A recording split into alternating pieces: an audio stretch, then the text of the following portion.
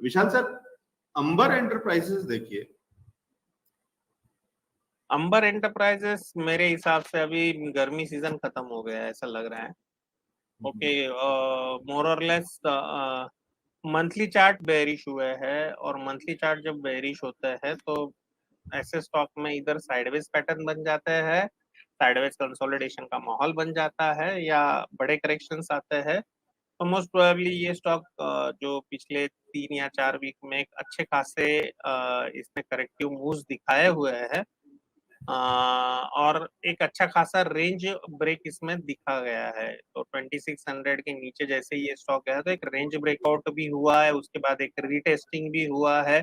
तो मेरे हिसाब से ये स्टॉक थोड़ी सी ज्यादा मंदी के लिए जा रहा है, किसी के हाथ में होगा तो मेरे हिसाब से यहाँ पे उनके लिए रेड अलर्ट है। थोड़ा सा ये स्टॉक जो चार्ट पे दिख रहा है उसके बेसिस पे बता रहा हूँ कि शायद से ये स्टॉक कहीं ना कहीं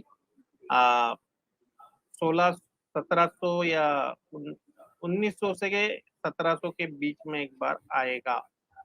तो आप लोगों के लिए थोड़ा अलर्ट होने की जरूरत है।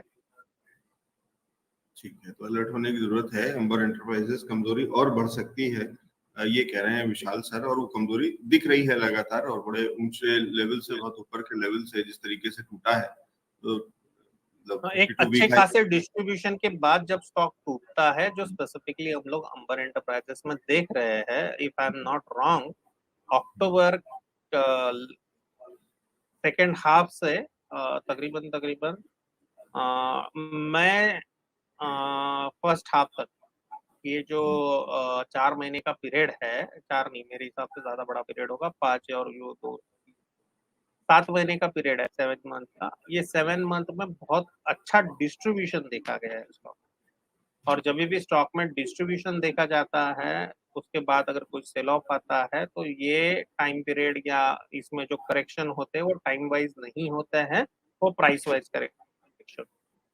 तो ये प्राइस वाइज करेक्शन के लिए जा रहा है। विशाल सर, ये दोनों तरफ काम करता है ना, कि अगर जब इतने लंबे कंसोलिडेशन के बाद में अगर ऊपर की तरफ निकलता है तो फिर अच्छा मोमेंटम ऊपर की तरफ देता है, और लेकिन टूटता है तो बड़ा टूटता है।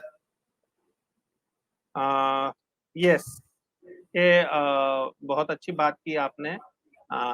एक ये कंसोलिडेशन है, ये कंसोलिडेशन जोन एक्यूमुलेशन है कि डिस्ट्रीब्यूशन है, ये ब्रेकआउट के बाद पता चलता है नॉर्मली। और इसका जो ब्रेकआउट हो चुका है, ब्रेकडाउन हो चुका है ये पर्टिकुलर स्टॉक में, एक अच्छी खासी रेंज के बाद ब्रेकडाउन हुआ है। इसको बहुत सारे लोग रेक्टेंगल पैटर्न बोलेंगे, बहुत सारे अच्छे अच्छे टेक्निकल जार्गन्स बोलेंगे, मैं वो टेक्निकल जार्गन्स में अभी नहीं जाऊंगा। लेकिन जो अभी करंटली क्लियरली दिख रहा है, एक अच्छी खासी रेंज उसने ब्रेक की हुई है, और नॉर्मली हायर साइड की रेंज जब ब्रेक होती है तो बड़े करेक्शन के लिए मार्केट में वो पर्टिकुलर स्टॉक जाते हैं। अंबर एंटरप्राइजेस उसमें का एक स्टॉक फॉर द टाइमिंग लग रहा है। प्योर टेक्निकल है, इसको आप फंडामेंटली बहुत अच्छी कंपनी है, फंडामेंटली कुछ डिटोरिएशन थोड़ा इधर उधर हुआ होगा, but we don't know what happens next, but at this moment chart पे खराब लग रहा है। ठीक है विशाल सर, अगर किसी ने मान लीजिए और पीछे पहले का खरीदारी है या कभी की, और अभी भी मुनाफे में अगर बैठा हुआ है, तो उसके लिए मुनाफा तुरंत बुक कर लेने वाली चीज होगी। अगर किसी की खरीदारी 1100 रुपए पे है और आज 2400 रुपए अभी भी है इतना टूटने के बाद में, तो उसको दुख तो बहुत होगा कि 4000 के लेवल देखा हुआ है तब नहीं निकाला था, और अभी तो 2400 के लेवल्स पे है। लेकिन आप ये कह रहे हैं कि यहाँ पे निकल जाना समझदारी होगी, या कोई और स्ट्रेटेजी होगी अगर मैं 1100 की खरीदारी है तो? एटलीस्ट इन्वेस्टमेंट टेबल पे से आउट कर लीजिएगा, प्रॉफिट इन्वेस्टेड रख सकते हैं, उसमें कोई दिक्कत मुझे नहीं लग रही है। अभी भी मैं बात करूं कि स्टॉक हम लोगों को जो फंडामेंटल्स इसके एक बार चेक किए थे, तो फंडामेंटली स्टॉक हम लोग को खराब नहीं लगता है। बट जो प्राइस एक्शन है, और मेरा मेन ओरिजिन प्राइस एक्शन से आता है, टेक्निकल एनालिस्ट होने की वजह से या टेक्निकली मेजर होने की वजह से, तो प्राइस ओरिजिन के हिसाब से मुझे तो इतना लग रहा है कि टेबल पे से कैश निकाल लेना चाहिए मैक्सिमम जितना पॉसिबल हो, या बहुत ही लव एंड अफेक्शन स्टॉक के साथ होगा तो you can put profit on the table and take your principal out. ठीक है, ये एक अच्छी स्ट्रेटेजी विशाल सर कह रहे हैं कि आपने जो पूंजी लगाई थी, जो आपका कैपिटल था, उसको बाहर निकाल लें। जो आपका मुनाफा आ रहा है जो पैसे बढ़ चुके हैं उसको लगा रहने दें अगर आप चाहते हैं तो, क्योंकि टेक्निकली ये बहुत खराब दिख रहा है और कमजोरी बढ़ सकती है।